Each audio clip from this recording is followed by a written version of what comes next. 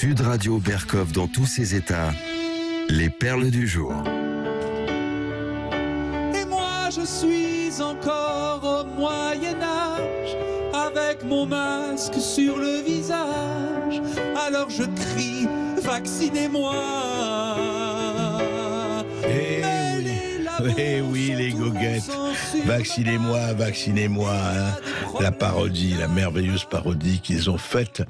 Alors, il y a quand même quelque chose d'assez extraordinaire. Nous sommes procurés, enfin, d'ailleurs, ça circule les réseaux sociaux, c'est pas du tout un secret d'État, les chiffres de commandes du ministère de la Santé.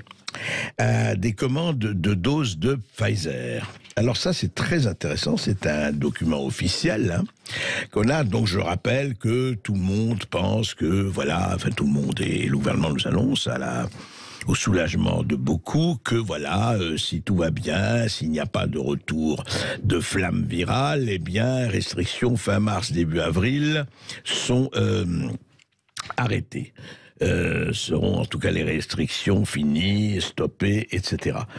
Mais il y a quand même quelque chose d'étonnant. Alors, je rappelle que fin mars, début avril, mais vous le savez déjà, il paraît-il des élections. Ouais, des élections 10 avril et 24 avril, voilà. Donc, on va lever. Ah bon, comme par hasard, très bien.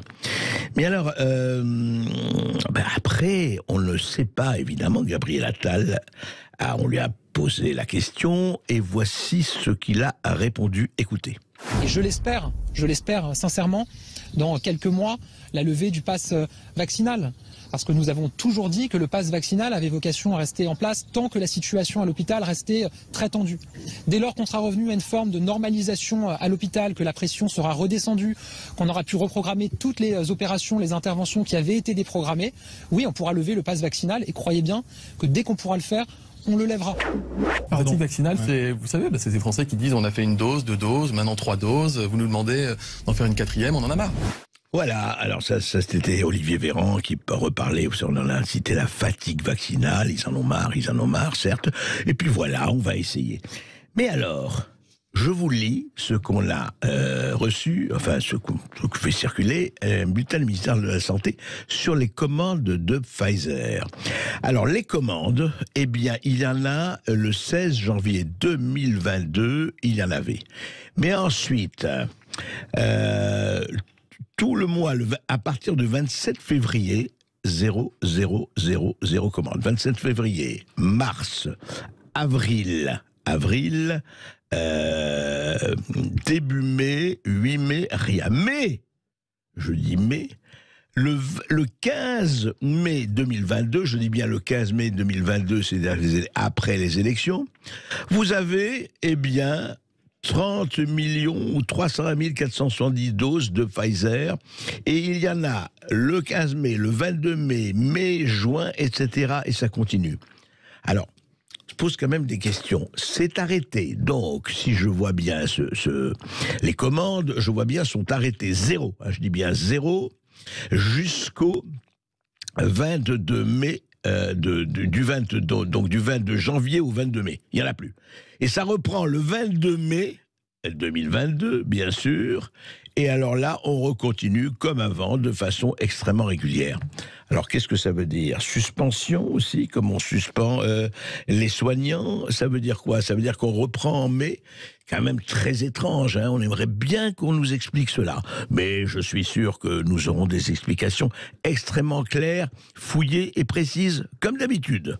Et on se retrouve dans un instant avec l'avocat Juan Branco pour son livre Lutte, et vous nous appelez au 0826 300 300. Ici Sud Radio. Les Français parlent aux Français. Les carottes sont cuites. Les carottes sont cuites. Sud Radio Berkov dans tous ses états. Et je rappelle que demain, mercredi, nous sommes à Toulouse. Nous sommes à Toulouse-la-Rose, place de Capitole, au café Le Florida, en direct de midi à 14h.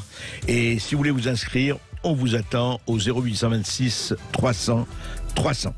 Mais auparavant... Sud Radio Berkov dans tous ses états. La morale de cette histoire, c'est que les hommes sont des cochons, c'est que les hommes sont des cochons. Mais la morale de cette morale, la rirette, la morale de cette morale, c'est que les femmes aiment les cochons. Je sais, je vais me faire clouer en place de grève, j'ai très honte, cette vieille chanson française du XVIIIe siècle, oui, on peut plus la dire aujourd'hui. Aujourd'hui, je vais être cloué au pilori du sexisme, du machisme et de la phobie, évidemment toutes les phobies, puisque nous sommes, comme disait Philippe Muret, dans la cage aux phobes.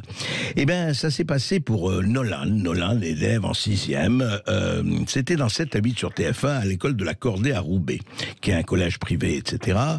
Eh bien, Nolan, l'élève en 6e, est harcelé à l'école. Vous savez pourquoi? Parce qu'il mange du porc. Ah bah oui, il mange du porc. Il est minoritaire. On lui dit, tu manges du porc, je te touche même pas. Il est moqué et insulté, etc., etc., etc. Voilà. Il y avait le reportage c'était dans 7 à 8. Écoutez. Nolan, en 6e, se plaint d'être harcelé par les élèves de sa classe. Une fois, Nolan, il avait ramené des saucisses et en fait, elles étaient grosses. Donc, je sais plus c'était qui avait demandé. Et Nolan, il a répondu c'était des saucisses de Strasbourg. Et après, à chaque fois que Nolan il ramenait des saucisses, ils disaient tous ouais, ça c'est des saucisses de Strasbourg. En fait, souvent ils traitent de gros porcs. Donc, du coup, c'est pour ça qu'ils disent je veux pas toucher l'assiette de Nolan. Parce que je pense que c'est parce qu'il n'est pas de la même origine que la plupart d'entre nous. Je mange du porc. Du coup, eux, vu qu'ils mangent pas de porc, ils se disent je touche pas à toi, je touche pas à ton assiette, je te regarde même pas, je te touche même pas. Donc, en fait, ça fait du racisme. Ils sont racistes. Ben oui, c'est aussi du racisme ordinaire. On en parle beaucoup moins de ce racisme ordinaire, hein, mais enfin, il faudrait quand même en parler. Et c'est assez hallucinant, voilà. En France, 2022, d'un côté comme d'un autre, hein, on chosifie les gens. Hein, tu es ceci, tu es cela, on te touche pas, etc. Ça marche, hein, le communautarisme, ça marche, l'archipélisation, hein, ça marche la libanisation, c'est vrai. C'est pas extrêmement heureux tout cela, parce que vive le vivre ensemble à condition qu'il y ait de la vraie tolérance et pas de la fausse tolérance. Sud Radio Berkov dans tous ses états. Je reviens.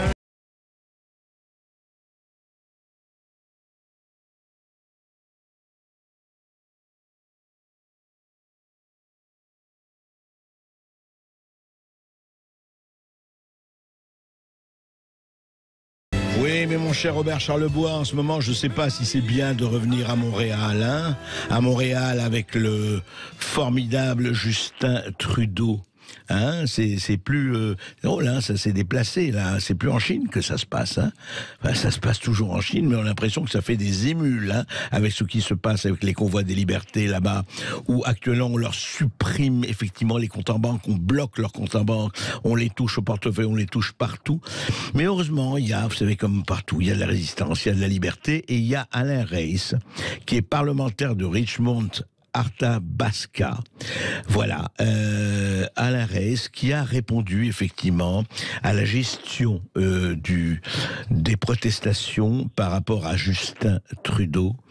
Et voilà ce qu'il dit. Écoutez, Alain Reyes.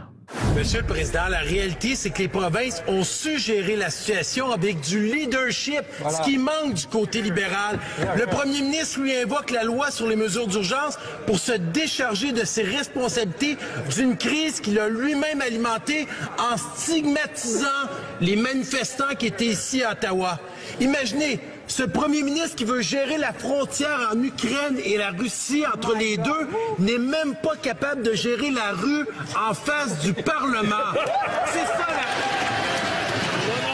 Eh ben oui, la réponse du berger à la bergère quand on commençait effectivement à balayer dans votre porte avant de vous occuper de la frontière ukrainienne.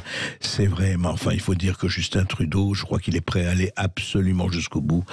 Il n'est pas le seul. Est-ce qu'ils veulent installer ce qu'on appelle une démocrature? On va en parler notamment avec Juan Branco.